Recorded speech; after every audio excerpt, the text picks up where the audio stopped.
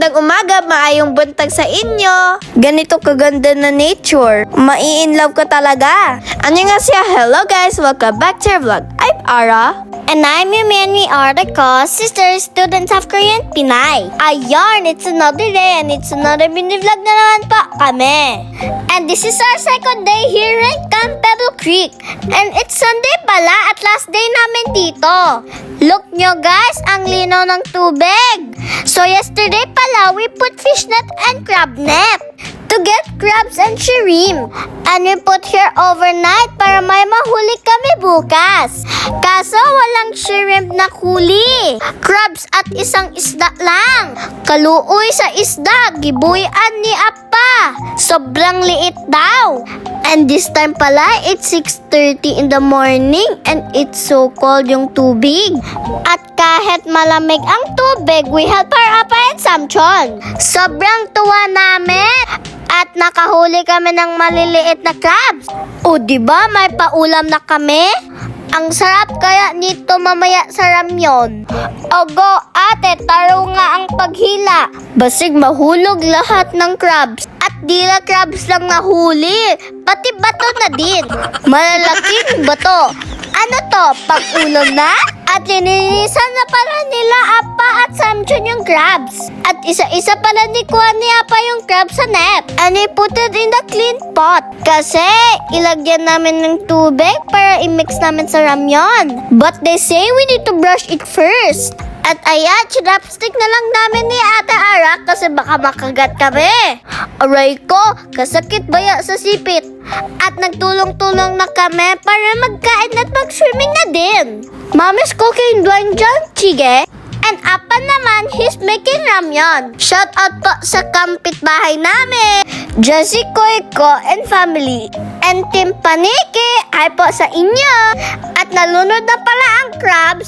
Konti na lang at maluluto na. Ang sarap ng umugahan namin. And Ate Ara tried to eat the crab. At sobrang liit daw. She asked mommy how to eat it. Wala kasing laman. Favorite niya pa naman ito.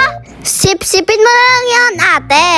And fast forward, nag-start na kami mag-swimming. Nakaka-inlove talaga ang place na to.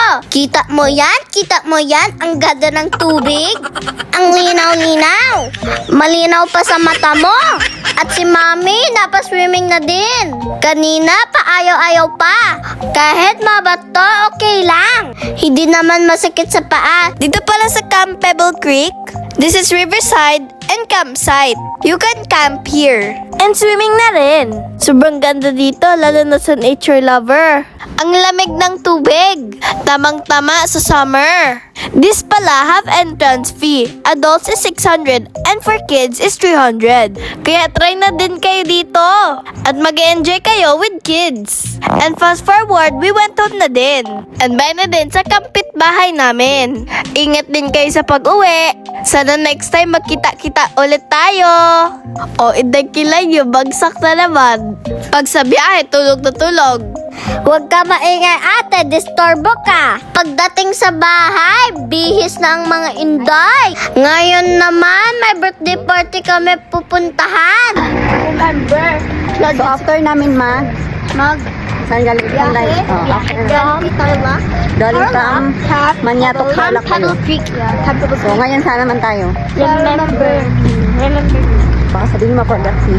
Ala, I forgot. Dahil malapit lang yung bahay. Dun sa remember, mag-gorgeous ka ba? So today ay Makiki, Sali. happy birthday. Walang kapaguran. Ngayon, aatad na naman sa birthday. Daming gutom kasi sa biyahe. Kaya makikikain lang kami dito. Dahil late kami, mabuti na lang nakaabot kami sa games. Sobrang nag-enjoy kami. So we play pass the potato. At game na naman yung mga inday ninyo.